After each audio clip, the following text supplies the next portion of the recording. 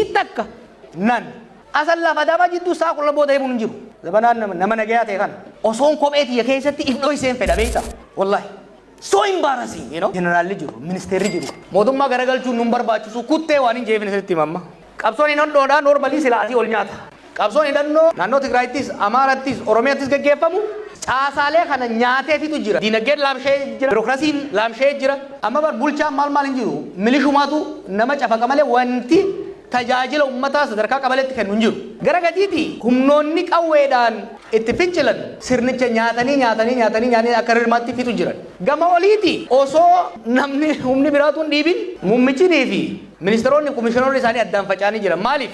Erga dirree siyaasaa cufuudhaan murteessee booda nama sii ja'uun hunda firraa ari'ee nama isin haala gaashee ja'u qofa bira kaa'e. Kaakistokrasii waan jenni jira. Kaakistokrasii jechuun maal jechuudha? Hoggaa namoonni dandeettii hin qabne, amanamummaa hin qabne, naatoo uummataa hin qabne, incompetent, irresponsible, corrupt warri ta'e qofti hoggaa biyya bulchan kaakistokrasii jedhama siistamni sun. Kanaaf ministeeronni kun amma qaalichanii sodaatan. Namichi inni arrabsa ni ari'a ni hidha. Kanarraa kaka'e waan dhugaa takka itti himan. Waan inni gubbaa kaffitu kunaasirraa hin jiru. Fudhataniituma usan. Waan fudhatan san immoo hojiitti ni kan maaliif itti namanan? Takkaa itti namanan, takkaa dandeettii isaan qaban, qaallichinii fi ministeeronni isaa wal quban qaban ni fakkaatan malee. San qofa osoo hin ta'in biyya ollaa hundaan wal lolee jira. Somaaliyaadhaan wal lola, Eertiraadhaan wal lola, Jabuutiidhaan wal lola. Keeniyaan keessa tureenis akkasumara jaalaltiin jirtu. Uganda, Rwanda, addunyaa mara except Emireet malee. Biitii takka shariika Itoophiyaan jirtu warra nan. Gama dippiloomaasiinis dhidhiitaa fi walibbuu unnecessarily amma akka Somaaliyaa kan hoggaa laaltan waan nama qaaneessuuf dalagame. Fakkeenyaaf gama diinagdee fudhadha. Diinagdee kanaaf fise inni guddaan lola. Garuu waan lolarraa hafte akka waan biitii sun uuftee yoon an beekuu baadhe malee biitii sun gaaza lafaa ba'u ka gurgurtee maallaqa keessu dhabde hin qabdu. Masaraa mootummaa ittiin ijaara. Riizoortii isaa fi namoonni muraasni qofa itti bashannan ittiin ijaara. Maallaqni lolaan dhume. Lolli maal godhe? Qonni akka hin dalagamne godhe. Ganda keessan bilbila gaafadhaa. Keessattuu isin daasporaan hoggaa biyya daytan. Finfinnumaa fi Adaamaa fi Dirree Dhawaatti qamaatanii dhuydanii jaartii fuutanii galina. Ganda keessan dhagaa galaati ilaala uummata. Namni bahee galaan jiru dalagataan jiru. Naganni jiru. Asal lafa daba jidduu isaa qulla booda himuun jiru. Investmentiin biraa haaraa dhufuu dhiisi. Biyya keessaa'u maallaqni bahee dhume sababa lolaatiin jechuudha. Wanni ammoo waachaa jirru tokko maqaa keenyaan bara kalee isaa Soromoon hin bulchitu jenne hin dandeessu bikkaan dhaqetti an zamanaan keessattuu callise kana zamanaan nama nagayaa ta'e kana zamana dippiloomaasii kana nama hedduun argamu hogganoota biyya adda addaa waa'ee warra Itoophiyaa bulchaa kana hoggaa isaan haasayan osoon kophee xiyya keessatti ifdhoo iseen fedha beekta wallahi so embarrassing you know namni keenya kasirna san keessa jiru jeneraalli jiru ministeerri jiru kakanaan hin qaanu hin jiru maaliif tokko maqaanu nyaatan alagaa duraanu maqaa keenya hin jaalanne daran dhugeessaniif jechuudha. Tokko maqaa keenya qabatanii deeman.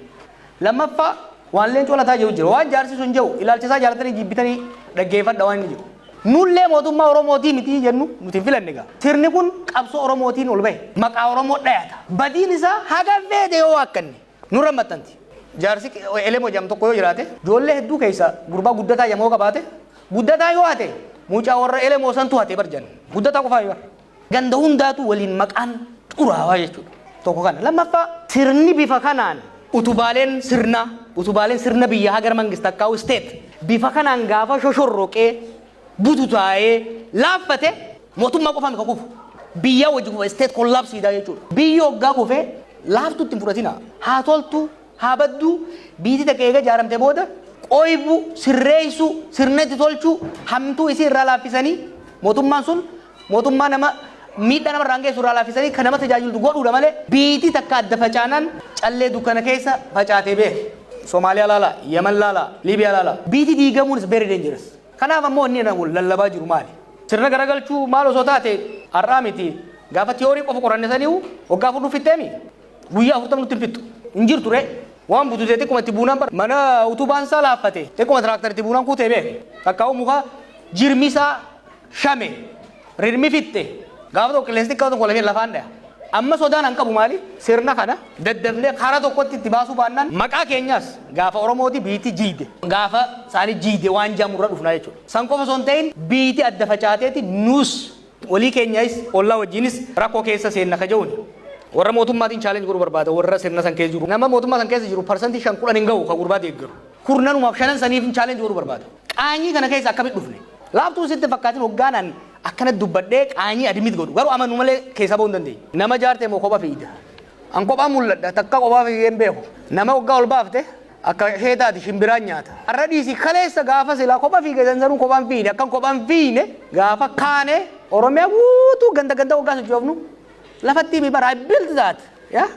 Waan qeerroon hojjete san yeroo meeqan Keeniyaa dhaqee yeroo meeqan biyya meeqa dhaqee bara san keessatti ijoollee leenjisaa turan jaaraa ture.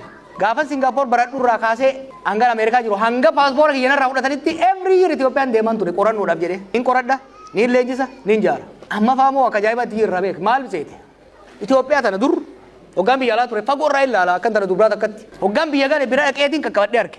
Hoggaan jedhamu macaroo keessaa hin ol arge beek miilarraa hanga mataatitti jaarree jira nama. Sammuu jaaru jirra sammuu jaarre nama. Waan tokko amma ooyoo akkana godhan warra kaan isinirraa fudhata. An biyyaan nu harkaa diigamaa sodaadha malee amma booda kabalanii nu harkaa fuudhanii yaadinaa sun. We have built. An kanii yaadda'u fardaan nu jala du'aadha malee fardarraa nu kaasanii jallaa buufnee tolaa qajeelaa irra keenyaadha malee argumentiin jiru sanii yaadina. Kan hoggaan jiru yeroo hunda Oromootu Prime Minister ta'ee itti fufuu jechuu miti. No, we don't have to, we don't need to. Sirna dimokiraasii keessatti uummanni lakkoo isaa wayyaba. Number 1 yoo kana butaates number 1 sun gara tokkoon deemuu hin danda'u. Keeniyaa akka ilaaltan amma abbaan fedhaa dhufu warri saba guddaa aangoo moo pirezidaantummaa godhaman taates wanni isaan jiran hojiitti qaba jechuudha. Sirna dimokiraasii keessatti sirni dimokiraasii mirga warra wayyabaa bulchaa mirga sabxinnaatu kabajama. San qofaa miti. Mirga qofa osoo hin ta'in lakkoofsi dimokiraasii keessa waa lamaatu murteessaadha jedha. Lakkoofsa namaa fi maallaqa. Nuti lakkoofsa ni qabna maallaqa irratti dalaguu qabna. Maallaqa irratti dalaguu ammoo siyaasa wal qixxeessuu qabna.